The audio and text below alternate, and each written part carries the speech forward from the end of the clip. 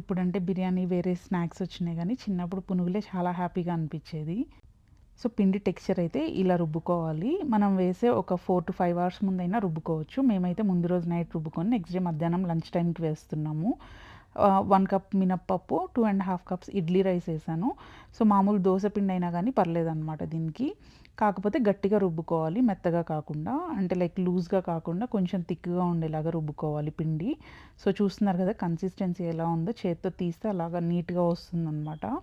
So దీంట్లో వచ్చి నేను జస్ట్ సాల్ట్ అండ్ కొంచెం సోడా ఉప్పు వేసాను. ఎక్కువ వేయలేదు సోడా ఉప్పు కూడా, ఎందుకంటే నేను ఓవర్ నైట్ ఫర్మెంట్ చేశాను కాబట్టి పిండి ఎక్కువ సోడా ఉప్పు ఏం పట్టలేదు. స్టవ్ అయితే మీడియం ఫ్లేమ్లో పెట్టి ఇలా బాండీ నిండా వేసిన తర్వాత మనం మంట పెంచాలి.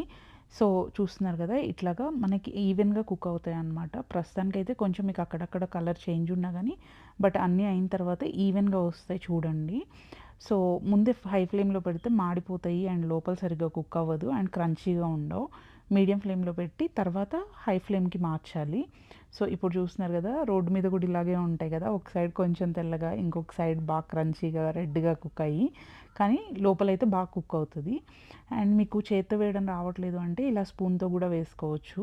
నాకైతే చేత్తో కన్వీనియంట్గా ఉంటుంది కాబట్టి నేను చేత్తోనే వేసాను. పిండి టెక్స్చర్ అయితే మాత్రం చూస్తున్నారు కదా గట్టిగా ఉంది, ఇలాగే ఉండాలి, లేదంటే ఆయిల్ ఎక్కువ పీల్చేస్తుంది.